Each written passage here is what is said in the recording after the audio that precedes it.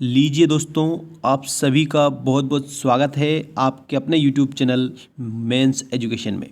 त्रैमासिक परीक्षा 2021-22 का दोस्तों आज मैं कक्षा 12वीं का हिंदी विषय का मॉडल पेपर उत्तर सहित लेकर आया हूं। दोस्तों, आपके लिए ये मोस्ट इम्पोर्टेंट है, सारे क्वेश्चनों को आप लिख लिख कर याद करेंगे।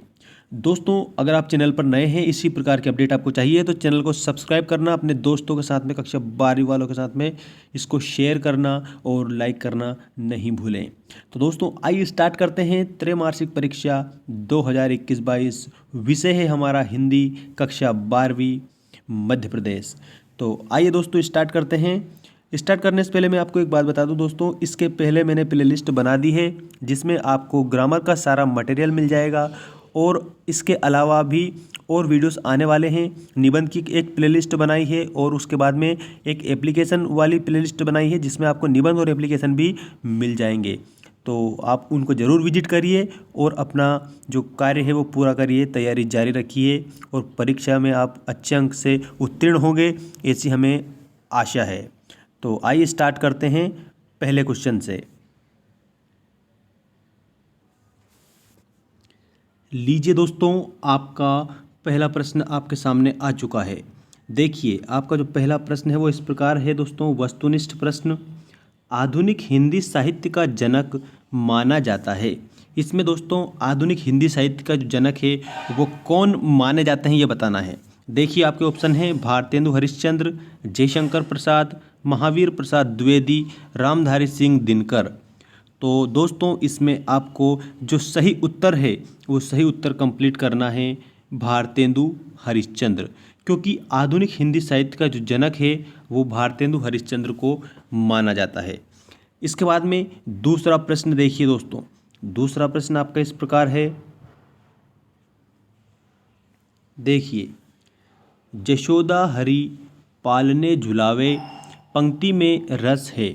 जशोदा हरि पालने झुलावे, हलरावे दुलरावे मल्हावे, जोई सोई कछु गावे, मेरे लाल को आई निंदरिया काहे न आनी सुवावे। यह है पूरी पंक्ति दोस्तों, लेकिन इन्होंने यहाँ इतना दे रखा है जशोदा हरि पालने झुलावे, पंक्ति में रस बताइए। दोस्तों देखिए, कौन सा रस है? शांत रस है, वात्सल्य रस है, करुण रस है या फिर श्रृंगार रस है? तो दोस्तों, जहाँ पर माता और पुत्र के प्रेम का वर्णन किया जाता है वहाँ पर जो रस होता है वो होता है वात्सल्य रस। वात्सल्य रस का जो स्थायी भाव है वो होता है वत्सल। वात्सल्य रस का स्थायी भाव वत्सल होता है। अगला क्वेश्चन देखिए, अगला क्वेश्चन है दोस्तों आपका हिंदी साहित्य। हिंदी साहित्य का प्रवेश द्वार, हिंदी साहित्य का प्रवेश द्वार किस युग को माना जाता है? भारतेंदु युग, द्विवेदी युग, शुक्ल युग या आधुनिक युग? तो हिंदी साहित्य का जो प्रवेश द्वार है वो भारतेंदु युग को माना जाता है। भारतेंदु युग हमारा इसमें करेक्ट आंसर हो जाएगा।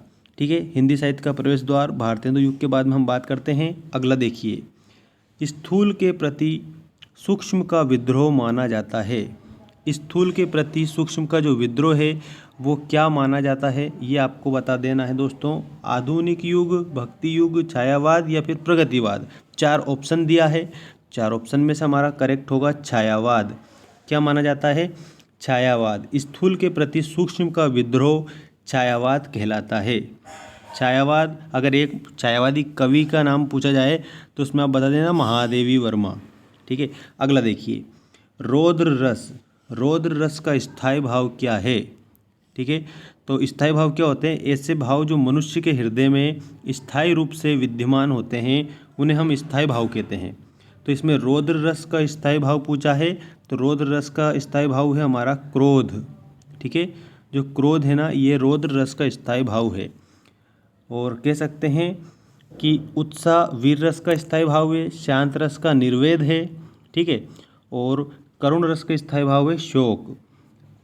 इस प्रकार से आप इनको भी याद रखेंगे और रौद्र रस का पूछे तो आपको बताना है क्रोध। इसके बाद में अगला देखिए दोस्तों, काव्य की काव्य की जो शोभा बढ़ाने वाले जो धर्म होते हैं ना उनको क्या कहते हैं? काव्य की शोभा बढ़ाने वाले धर्मों को खालिस्तान कहते हैं। रस, छंद, अलंकार या फिर सवेया? तो काव्य की शोभा बढ़ाने वाले धर्मों को अलंकार कहते हैं। जिस प्रकार से नारी के शरीर की शोभा आभूषणों से बढ़ती है, इसी प्रकार से जो काव्य की शोभा है वो अलंकारों से बढ़ती है। तो काव्य की शोभा बढ़ाने वाले धर्मों को अलंकार कहते हैं। तो क्वेश्चन नंबर 6 का होगा हमारा ऑप्शन नंबर सा करेक्ट आंसर। इसके बाद में अगला देखिए, मात्राओं की संख्या पर आधारित छंद कहलाते हैं। देखो मात्राओं की जो संख्या है ना उस पर आधारित होता है, मतलब मात्रा की संख्या गिनी जाती है। वो जो छंद कहलाता है वो क्या कहलाता है, आपके ऑप्शन है मात्रिक छंद, वर्णिक छंद, मुक्तक छंद या स्वच्छंद। तो मेरे प्यारे दोस्तों इसका करेक्ट आंसर हो जाएगा मात्रिक छंद। मात्रिक आएगा इसमें क्योंकि मात्राओं की गणना की जा रही है तो मात्रिक होगा, वर्णों की गणना अगर की जाती तो फिर वर्णिक होता, और वर्ण और मात्रा से अगर मुक्त छंद होता तो फिर वो मुक्तक छंद कहलाता। ठीक है, तो इसका करेक्ट आंसर हमारा होगा ऑप्शन नंबर आ, मात्राओं की संख्या पर आधारित छंद मात्रिक छंद कहलाते हैं। ठीक है दोस्तों, मिलते हैं नेक्स्ट वीडियो में। धन्यवाद।